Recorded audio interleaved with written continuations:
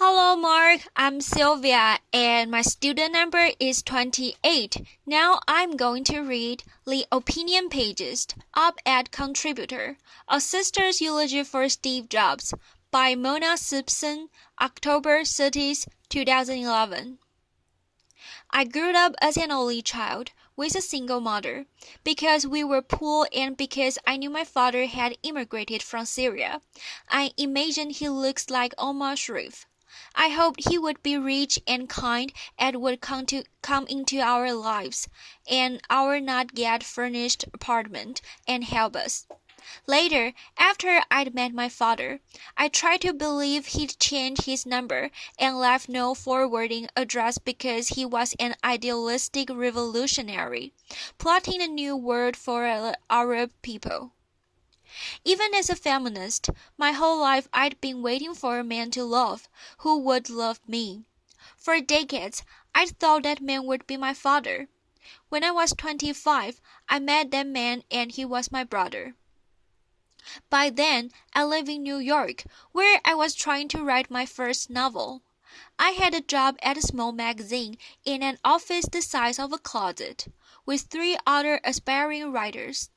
When one day a lawyer called me, the middle-class girl from California, who hassled a boss to buy us health insurance, and said his client was rich and famous and was my long-lost brother. The young editors went wild. This was 1985, and we worked at a cutting-edge literary magazine. But I'd fallen into a plot of a Dickens novel, and really, we all loved this best. The lawyer refused to tell me my brother's name, and my colleagues started a betting pool. The leading candidate, John Travolta. I secretly hoped for a literary descendants of Harry James, someone more talented than I, someone brilliant without even trying. When I met Steve, he was a guy my age in jeans, Arab or Jewish looking, and handsomer than Omar Sharif. We took a long walk, something it happened that we both liked to do. I don't remember much of what we said that first day, only that he felt like someone I'd pick to be a friend. He explained that he worked in computers. I didn't know much about computers. I still work on manual Olivetti typewriter. I told Steve I'd recently considered my first purchase of a computer, something called the Chromical. Steve told me it was a good thing I'd waited. He said he was making something that was going to be instantly beautiful. I want to tell you a few things I learned from Steve during 3 distinct periods. Over the 27 years I knew him. There's not periods of years, but of states of being, his full life, his illness, his dying. Steve worked at what he loved. He worked really hard every day. That's incredibly simple but true. He was the opposite of absent-minded. He was never embarrassed about working hard, even if the result were failures. If someone as smart as Steve wasn't ashamed to admit trying, maybe I didn't have to be. When he got kicked out of Apple, things were painful. He told me about a dinner at which 500 Silicon Valley leaders met the then sitting president. Steve hadn't been invited. He was hurt, but he still went to work at Next every single day. Novelty was not Steve's highest value, beauty was. For an innovator, Steve was remarkably loyal. If he loved a shirt, he'd order 10 or 100 of them. In the Palo Alto house, there are probably enough black cotton turtlenecks for everyone in this church. He didn't favor chains or gimmicks. He liked people his own age. His philosophy of aesthetics reminds me of a quote that went something like this: "Fashion is what seems beautiful now but looks ugly later. Art can be ugly at first, but it becomes beautiful later." Steve always aspired to make beautiful later. He was willing to be misunderstood. Uninvited to the ball, he drove the third Orpheus iteration of his same black sports car to Next, where he and his team were quietly inventing the platform on which Tim Berners-Lee would write the program for the World Wide Web. Steve was like a girl in the amount of time he spent talking about love. Love was his supreme virtue, his god of gods. He tracked and worried about the romantic lives of the people working with him. Whenever he saw a man he thought a woman might find dashing, he called out, "Hey, are you single? Do you want to come to dinner with my sister?" I remember when he filmed the day he met Lorraine. "There's this beautiful woman, and he's really smart, and she has the dog, and I'm going to marry her." When Reed was born, he began gushing and never stopped. He was a physical dad with each of his children. He fretted over Lisa's boyfriend and Irene's travel and skirt lengths and Eve's safety around the horses she adored. None of us who attended Reed's graduation party will ever forget the scene of Reed and Steve slow dancing.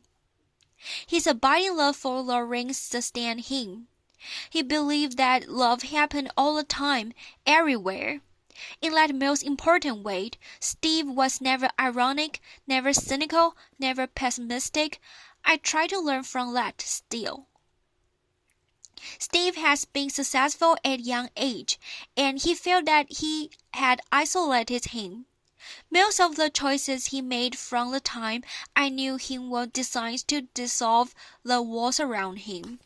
A middle-class boy from Los Altos, he fell in love with the middle-class girl from New Jersey. It was important to both of them to raise Lisa, Reed, Irene, and Eve as grounded, normal children. Their house didn't intimidate with art or polish. In fact, for many of the first years I knew Steve and Lo together, dinner was served on the grass and sometimes consisted of just one vegetable. Lots of that one vegetable, but one, broccoli, in season, simply prepared with just the right, recently snipped herb. Even as a young millionaire, Steve always picked me up at the airport. He'd be standing there in his jeans. When a family member called him at work, his secretary Lenita answered, "Your dad's in a meeting. Would you like me to interrupt him?" When Reed insisted on dressing up as a witch every Halloween, Steve, Lorraine, Irene, and Eve all went VidCon. They once embarked on a kitchen remodel. It took years. They cooked on a hot plate in the garage, the Pixar building, under construction during the same period, finished in half the time. And that was it for the Palo Alto house. The bathroom stayed old, but, and this was a crucial distinction, it had been a great house to start with. Steve saw to that. This is not to say that he didn't enjoy his success. He enjoyed his success a lot, just minus a few zeros. He told me how much he loved going to the Palo Alto bike store and gleefully realizing he could afford to buy the best bike there. And he did. Steve was humble. Steve liked to keep learning. Once, he told me if he'd grown up differently, he might have become a mathematician. He spoke reverently about college and loved walking around the Stanford campus. In the last year of his life, he studied a book of painting by Mark Rothko, the artist he hadn't known about before, thinking of what could inspire people on the walls of a future Apple campus. Steve cultivated whimsy. What other CEO knows the history of English and Chinese tea roses and has a favorite David Austin rose? He had surprise tucked in all his pockets. I'll venture that Roaring will discover treats, songs he loved, a poem he cut out and put in a drawer, even after 20 years of an exceptionally close marriage. I spoke to him every other day or so, but when I opened the New York Times and saw the feature on the company's patterns, I was still surprised and delighted to see a sketch for perfect staircase. With his 4 children, with his wife, with all of us, Steve has a lot of fun. He treasured happiness. Then Steve became ill, and we watched his life compress into a smaller circle. Once, he loved walking through Paris. He discovered a small hands-made soba shop in Kyoto. He downhill skied gracefully. His cross-country skied clumsily, no more. Eventually, even ordinary pleasures, like a good peach, no longer appealed to him. Yet what amazed me, and what I learned from his illness, was how much was still left after so much had been taken away. I remember my brother learning to walk again with a chair. After his liver transplant, once a day he would get up on legs that seemed too thin to bear him, arms pitched to the chair back. He'd push that chair down to Memphis Hospital corridor towards the nursing station, and then he'd sit down on the chair, rest, turn around, and walk back again. He counted his steps and each day pressed a little farther. Lorraine got down on her knees and looked into his eyes. "You can do this, Steve," she said. His eyes widened, his lips pressing to each other. He tried, he always tried, and always with love at the core of that effort. He was an intensely emotional man. I realized during that terrifying time that Steve was not enduring the pain for himself. He set destinations. His son reached graduation from high school, his daughter Erin's trip to Kyoto, and launching of a boat he was building on which he planned to take his family around the world, and where he hoped he and Lorraine would someday retire. Even ill, his taste, his discrimination, and his judgment held. He went through 67 nurses before finding kindred spirits, and then he completely trusted the 3 who stayed with him to the end, Tracy, Arturo, Elham. One time when Steve had contracted a tenacious pneumonia, his doctor forbade everything, even ice. We were in a standard ICU unit. Steve, who generally disliked cutting in line or dropping his own name, confessed that this once he'd like to be treated a little specially. I told him, "Steve, this is special treatment." He leaned over to me and said, "I want it to be a little more special." Intubated, when he couldn't talk, he asked for a notepad. He sketched devices to hold an iPod in a hospital bed. He designed new fluid monitors and X-ray equipment. He redrew that not quite special enough hospital unit. And every time his wife walked into the room, I watched his smile remark itself on his face. "For the really big things, you have to trust me," he wrote on his sketch pad. He looked up. "You have to." By that, he meant that we should disobey the doctor and give him a piece of ice. None of us know for certain how long we will be here.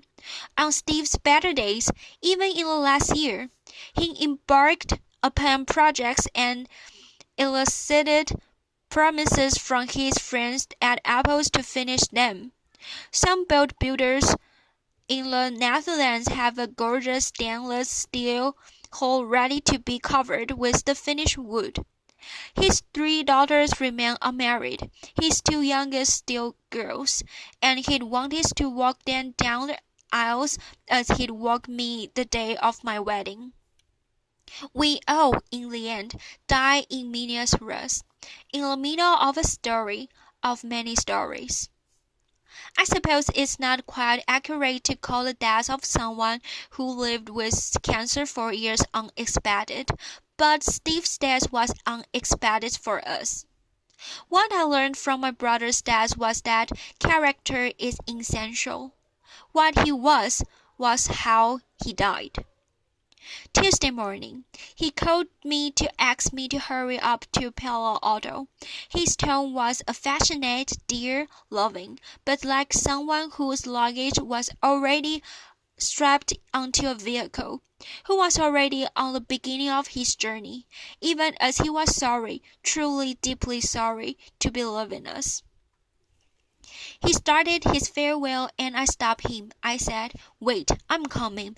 I'm a taxi to the airport. I'll be there." "I'm telling you now because I'm afraid you won't make it on time, honey." When I arrived, he and his Lorraine were joking together like partners who'd live and work together every day of their lives. He looked into his children's eyes as if he couldn't unlock his gates.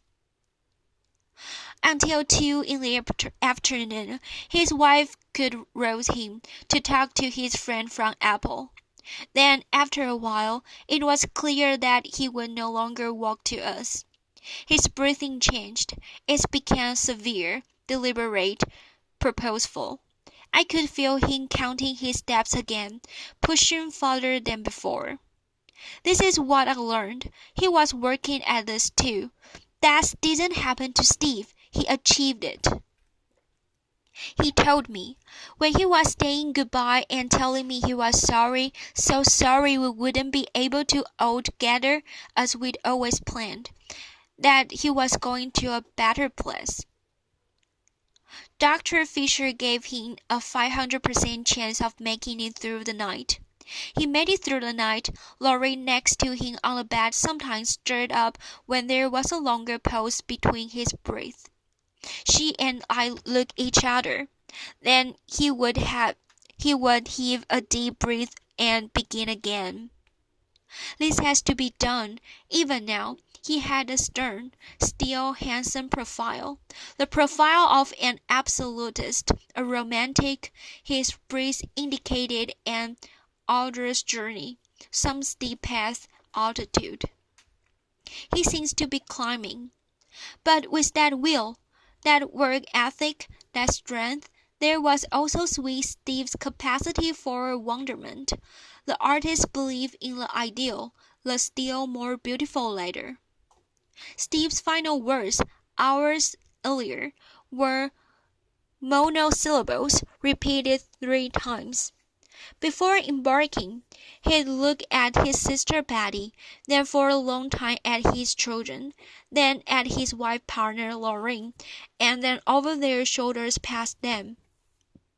Steve's final words were, "Au revoir, au revoir, au revoir." Mona Simpson is a novelist and a professor of English at the University of California, Los Angeles. Since 1988, she has held the Sadie Samuelson Levy Chair in Languages and Literature at Bard College. She delivered the eulogy for her brother, Steve Jobs, on October 16, 2011, at his memorial service at the Memorial Church of Stanford University. Thank you, Mark.